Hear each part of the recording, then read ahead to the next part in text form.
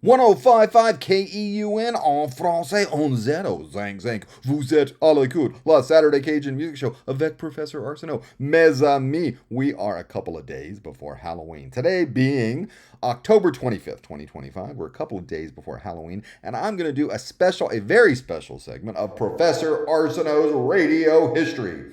I am going to talk about one of the biggest events in radio history, something most people know about, the War of the Worlds panic broadcast. Now, this occurred on October 30th, 1938. That's a many, many years ago. And as the story goes, as the legend goes, Orson Welles narrates and directs this version of War of the Worlds in which a Martian invasion of Earth is depicted as a real event, and how would it be covered on the radio with news broadcasts interrupting some music to tell you about the Martian invasion. Well, as the legend has it, everyone who heard this freaked out. People screamed. People went crazy. People were kind of losing their minds. And we like to tell this story, and we keep telling the story, because it kind of assures us that we're so smart today and we are so savvy today, and that the people in the past were kind of dumb and not very educated, and they would fall for something. But we are just so intelligent today. Well, that is not entirely true, because when scientists started to look at the panic radio broadcast, that's what it's called, the panic broadcast, when scientists looked at it, and then many historians who have looked at it today have said, you know what, that panic story is just greatly, greatly exaggerated. The media seized a story and exaggerated that most people knew what was going on, and most people knew that it was fake. And if you want to anger a bunch of radio historians, yeah, occasionally radio historians would get together, talk about radio preservation and all that kind of stuff. You get a bunch of radio historians together, and if you tell them the panic broadcast is true, and that people really did panic like that, that is going to get some people very, very angry. That's like telling a Cajun you need to put tomatoes in gumbo, because they're going to say, what the heck, are you from Monroe? Are you from Shreveport? There's no tomatoes in gumbo. And most radio historians today will reject the narrative that a majority of the public fell for the hoax, okay? And I'm going to read to you right now. This is a fan letter that was sent to Orson Welles. This is saved in Orson Welles' paperwork and other fan letters. It's held in some university library. I wish I could remember the name of the university. Michigan, Wisconsin, something like that. But anyway, I got a copy of the letter, and I found a letter written from a guy in New Orleans. David Faber in New Orleans wrote this letter on October 31st, 1938. I don't think I need David Faber's permission here, because there's got to be some statute of limitations on privacy. We're talking about a fan letter from 1938. Okay, and it's kind of this gushing fan letter, and the guy's trying to be funny. I mean, he's trying to be funny. He talks about how great the show was. He says it was the peanuts, and then he said, oh, your show was the cat's whiskers, it was the pumpkin's eyeballs, it was the owl's night robe.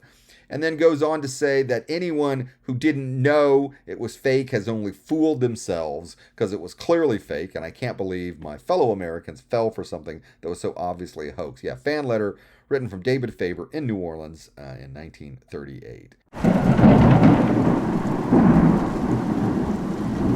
Because of the weather, or at least the threat of bad weather, they went ahead and canceled the Eunice Family Fire Prevention Day.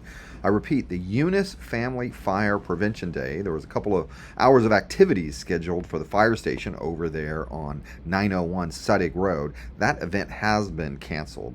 And I'm sure other events in Eunice that were scheduled to happen outside today have also been canceled. So that's just the way it goes. Sometimes you have to have the serenity to accept the things you cannot change. But another thing you can't change, or at least another thing that you shouldn't change, is the radio dial, because we've got several more hours of great Cajun music. So you stay tuned right here. We're going to have a break, just a short break, and then we're going to come back with the great Cajun music, the kind of stuff your mama and papa used to love.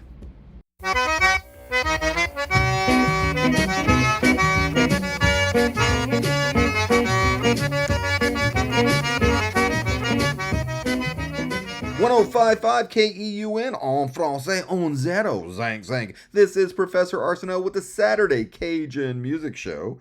I've got something picked out just for you. It is a continuation of my radio history lesson. Yeah, I started this radio history lesson earlier today, and I want to continue. It's about the War of the Worlds panic broadcast that aired on October 30th, 1938.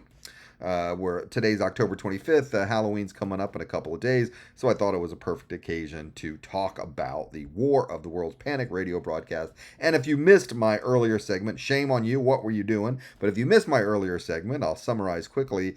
When people look at this and study this today, we now realize that most listeners were not fooled. Most listeners were not taken in by the hoax and knew that it was something being dramatized. They knew it was not real. And here is a fan letter. It's actually a telegram that was sent to Orson Welles, and it's stamped October 31st, 1938. And I can read the entirety of it because it's not very long. It says it's from Lake Charles, a guy in Lake Charles, Louisiana. Orson Welles and Columbia Broadcasting System. Sunday program, excellent, period. Nations that have educated people to be calm in face of emergency probably receive news of American terror from fantasy with much interest. Program proved absolute necessity for psychological education of our citizen.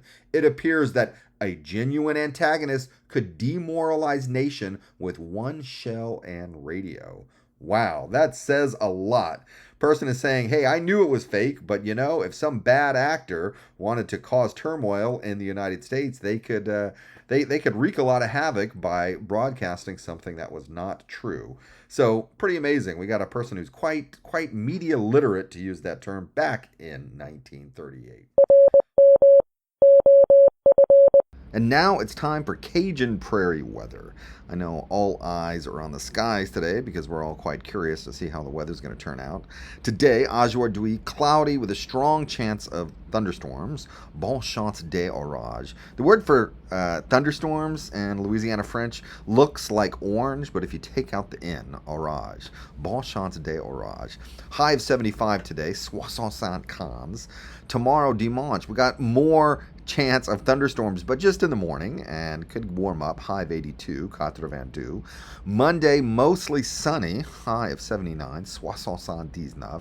And the sun is supposed to come back next week. I asked my friend Mike from Ville Platte how he would say that. The sun is going to come back next week. Le soleil va retourner la semaine qui vient. The sun's going to return next week. The sun, say it one more time. I just want to listen. Le soleil va retourner la semaine qui vient. The sun's going to return next week. And that is your Cajun Prairie weather update for today. And I know a lot of things around town that were scheduled to happen outside have been called off. They were called off a few days ago, just in preparation of the bad weather that everybody saw was coming. So if you are scheduled to do anything outside today, take a look at the sky and make sure that that event is happening. Coming up after a short break, we've got some great Cajun music. Oh, we've got some good stuff. I have got some great stuff lined up for you. So stay tuned for that.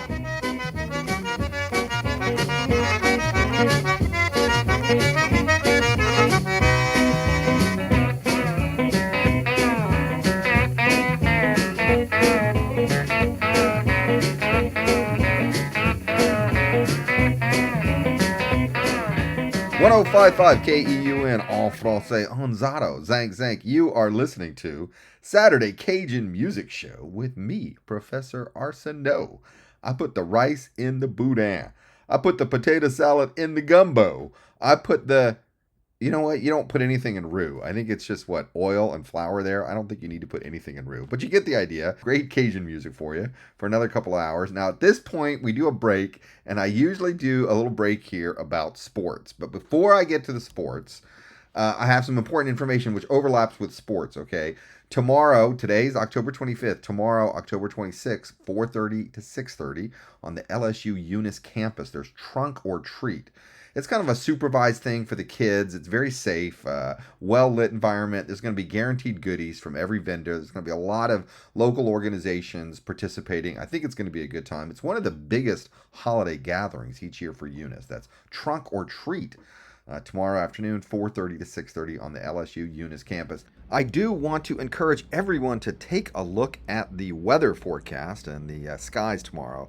Right now, they're predicting strong chance of thunderstorms in the morning tomorrow. We're hoping it's cleared up, by tomorrow afternoon. Sun's supposed to be coming out, so we're hoping the trunk or treat can proceed as usual. But, things do change, so take a look at the clouds, take a look at the weather, and make a determination from there.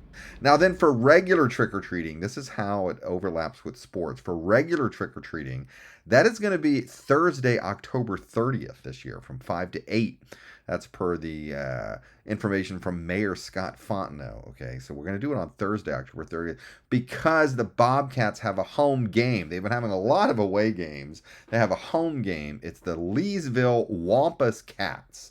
The Leesville Wampus Cats are coming here to play the Eunice Bobcats. That's next Friday, October 31st, Halloween, so they want the trick-or-treating to happen a day earlier. And now it's time for some sports updates. St. Edmunds, the girls volleyball team, Blue Jays there, their record is now 15-13. They had some recent wins against the teams from Jennings, Elton, and also Opelousas Catholic. Lady Blue Jays over there from St. Edmunds have a winning record, and the playoff for girls volleyball is going to start the week of November 3rd. We're going to keep an eye on that, or at least I'm going to keep an eye on that, and we'll certainly share updates with you. And what's going on in football? Well, today Texas A&M is going to play over in Baton Rouge, Texas A&M at LSU. That is going to be a big game because both of those are ranked teams.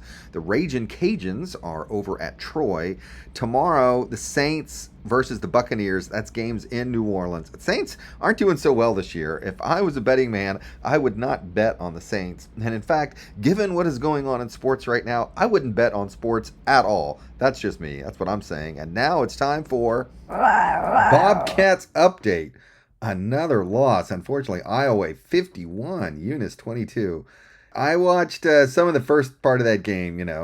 Iowa tries a fake punt. It doesn't work. Bobcats get the ball. You think something good's going to happen, and it turned around very quickly. But, we got 22 points. So there is that. And next Friday, I think I already mentioned this, Leesville Wampus Cats. The Wampus Cats versus the Bobcats. The matchup you've been waiting for. Friday, October 31st. Same day as Halloween. That's why we're going to do the trick-or-treating one day earlier. So if you're dejected and depressed and so downtrodden by the Bobcats' defeat, we got the antidote for that. What is that, Professor Arceneaux? How about some great Cajun music? It's for people in the area, people having a good time, or people who want to have a good time. Come on right back after this short break.